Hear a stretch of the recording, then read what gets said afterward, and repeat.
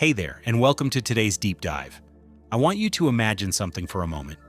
Picture two people starting their day. The first person hits the snooze button 3 times, scrolls through social media for 20 minutes, skips breakfast, and rushes out the door feeling stressed and unprepared. The second person wakes up at their planned time, follows their morning routine, exercises briefly, eats a healthy breakfast, and starts their day with purpose and energy. Now, which person do you think will have a better day? Which one will feel more confident, accomplished, and in control of their life? The answer seems obvious, right? But here's the thing. We all know what we should do, yet most of us still choose the easy path. Why is that? Today we're going to explore something that might be uncomfortable to hear, but absolutely essential to understand: the relationship between discipline and personal weakness. We're going to unpack why lacking discipline doesn't just mean missing out on goals. It actually creates a cycle of weakness that affects every area of our lives. This isn't about being harsh on ourselves or feeling guilty. This is about understanding a fundamental truth that can transform how we approach challenges, build character, and create the life we actually want to live. So stick with me, because what we're about to discuss could be the key to breaking free from patterns that have been holding you back for years. Let's start with the basics. What exactly is discipline? Most people think discipline is about forcing yourself to do things you don't want to do, but that's only part of the story. True discipline is actually about training yourself to act in accordance with your values and long-term goals, even when your emotions or immediate desires pull you in a different direction. Think of discipline like a muscle. Just as your physical muscles need regular exercise to stay strong, your discipline muscle needs consistent practice to develop. And just like physical muscles, when you don't use discipline, it weakens over time. Now, what do we mean by weakness in this context? We're not talking about physical weakness or being mean to ourselves. We're talking about the inability to follow through on our commitments, the tendency to choose immediate gratification over long-term benefits, and the gradual erosion of self-trust that happens when we consistently let ourselves down. Here's where it gets interesting, and perhaps a bit uncomfortable. Every time we choose the easy path, when we know we should choose the harder but better path, we're essentially training ourselves to be weak. We're teaching our brain that our word to ourselves doesn't matter, that our goals aren't really important, and that we can't be trusted to follow through. Let me give you a simple example. Let's say you decide to wake up at 6 a.m. to exercise before work.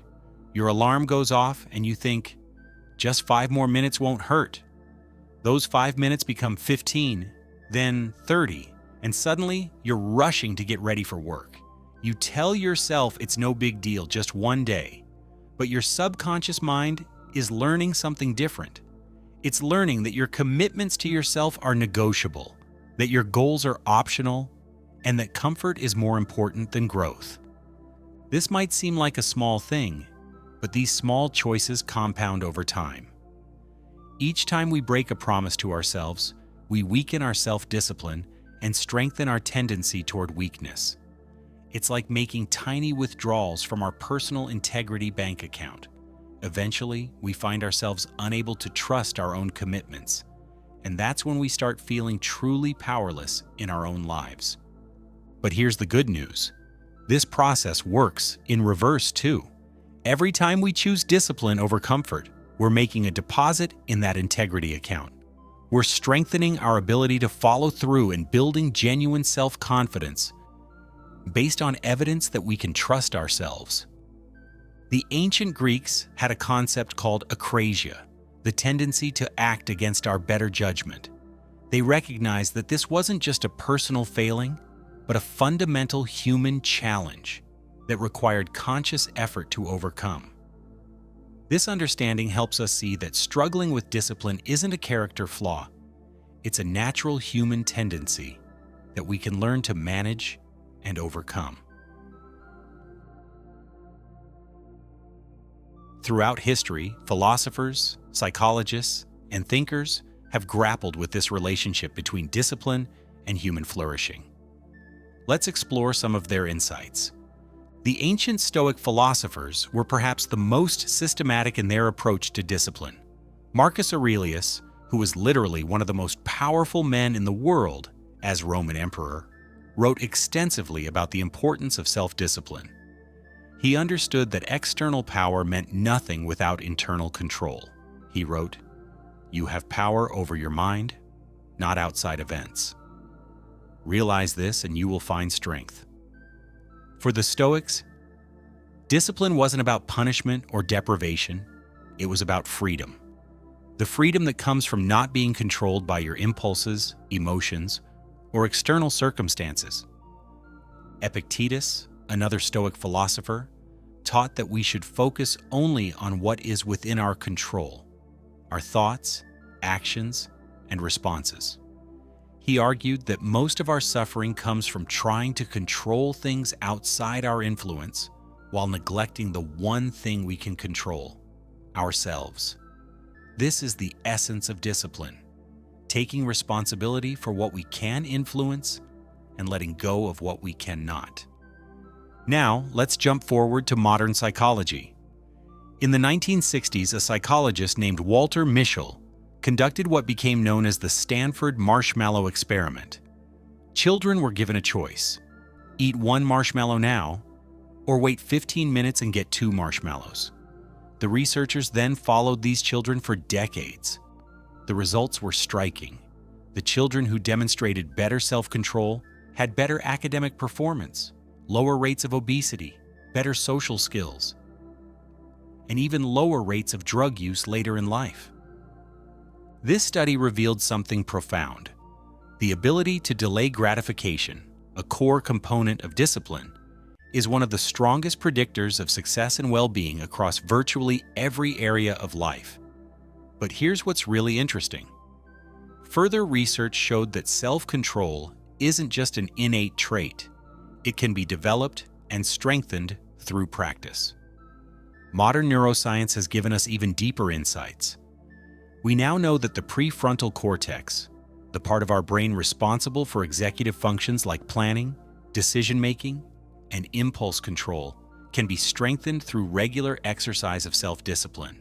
It's literally like going to the gym for your brain.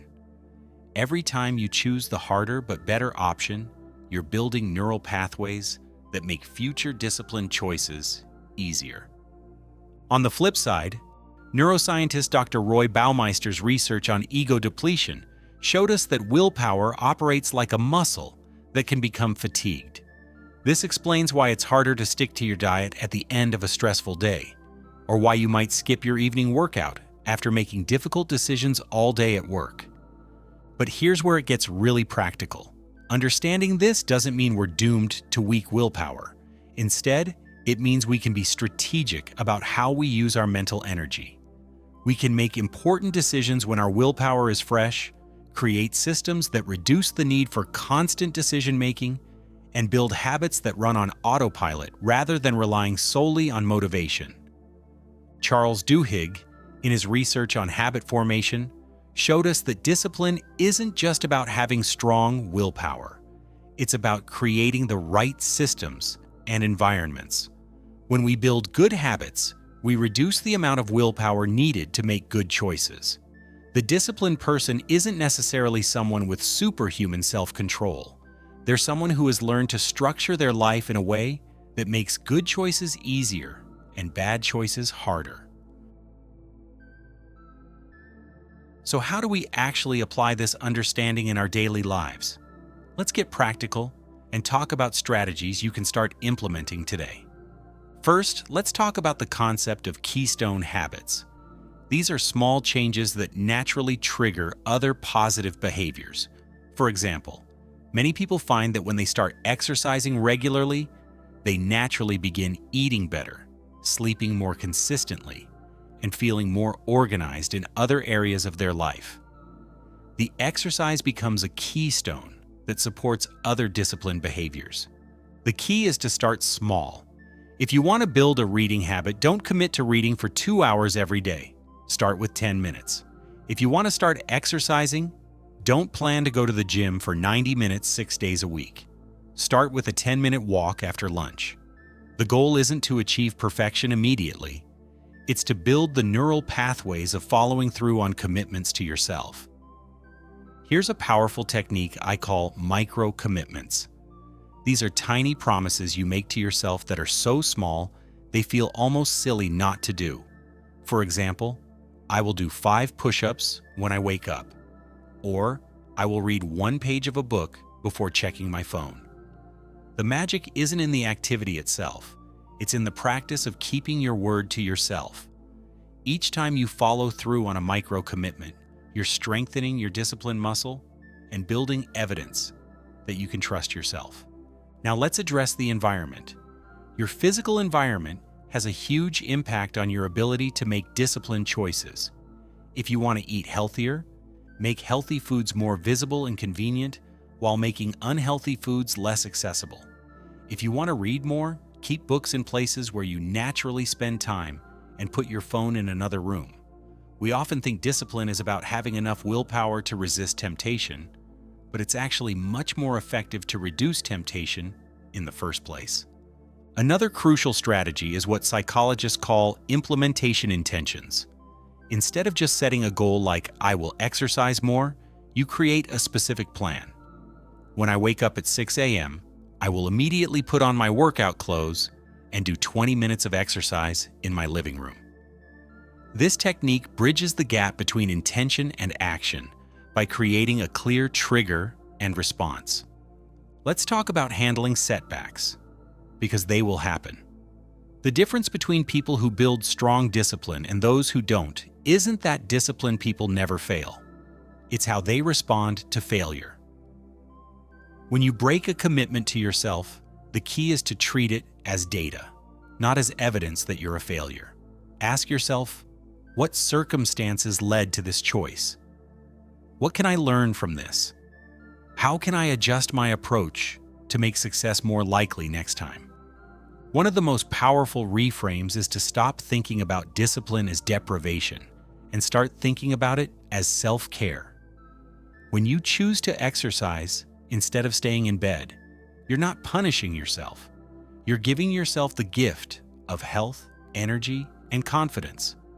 When you choose to work on an important project instead of scrolling social media, you're not missing out on fun. You're investing in your future self and your sense of purpose. Here's something that might surprise you.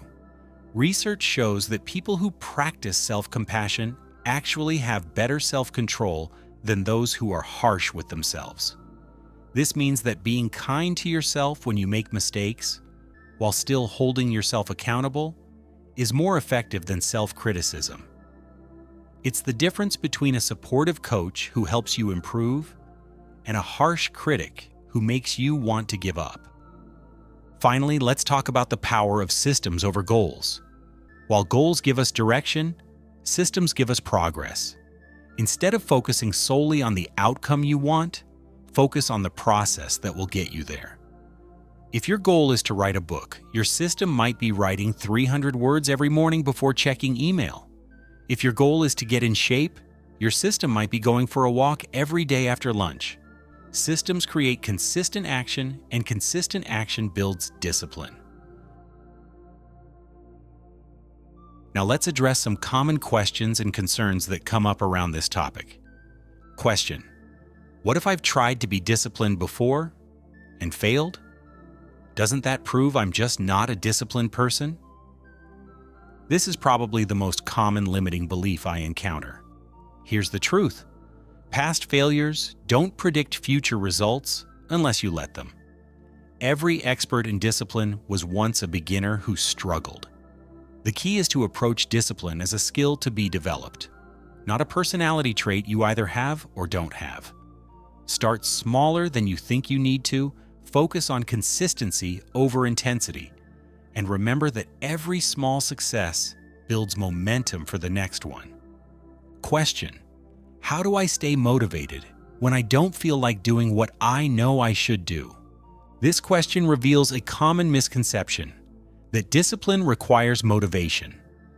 Actually, discipline is what you do when motivation is absent. Motivation is an emotion, and emotions are temporary and unreliable. Discipline is a practice, and practices can be maintained regardless of how you feel. The goal is to create systems and habits that don't depend on feeling motivated. When you brush your teeth, you don't wait to feel motivated. You just do it because it's part of your routine. Question: is it possible to be too disciplined? Can discipline become unhealthy? Great question. Yes. Discipline can become problematic when it becomes rigid perfectionism or when it's used to avoid dealing with emotions or relationships. Healthy discipline is flexible and serves your values and well-being. It includes rest, spontaneity, and self-compassion. Unhealthy discipline is rigid, punitive, and serves to control anxiety or prove worth. The key is to regularly check in with yourself. Is this discipline serving my long-term well-being and values, or is it becoming a way to avoid life? Question: how long does it take to build disciplined habits? The popular idea that it takes 21 days to form a habit is actually a myth. Research shows it can take anywhere from 18 to 254 days, with an average of about 66 days for a new behavior to become automatic. But here's what's more important than the timeline. Consistency matters more than perfection. It's better to do something small every day than something big occasionally. Focus on showing up consistently rather than performing perfectly. Let's bring this all together. We've explored how discipline and weakness are connected in ways that might have surprised you. The lack of discipline doesn't just mean missing out on goals, it creates a cycle where we gradually lose trust in ourselves and our ability to follow through on what matters to us. But we've also seen that discipline isn't about being harsh with yourself or having superhuman willpower. It's about creating systems, starting small, being consistent, and treating yourself with compassion while still holding yourself accountable. It's about understanding that every choice you make is either strengthening your discipline muscle or weakening it. And you get to choose which one. The ancient philosophers understood something we sometimes forget in our modern world. True freedom comes not from being able to do whatever you want in the moment, but from having the self-control to do what serves your highest good. This is the kind of strength that builds confidence, creates achievement, and leads to genuine satisfaction with life. Remember, you don't need to transform your entire life overnight. Start with one small commitment to yourself and follow through on it. Build evidence that you can trust yourself. As that evidence grows, so will your confidence, your capabilities, and your sense of personal power. The choice is yours. Will you continue the patterns that lead to weakness, or will you start building the discipline that leads to strength? Your future self is counting on the decision you make today. Thanks for joining me on this exploration. If this resonated with you, consider what one small step you could take today to start building your discipline muscle. And remember, every journey of 1,000 miles begins with a single step. Thanks for listening. Don't forget to like and subscribe.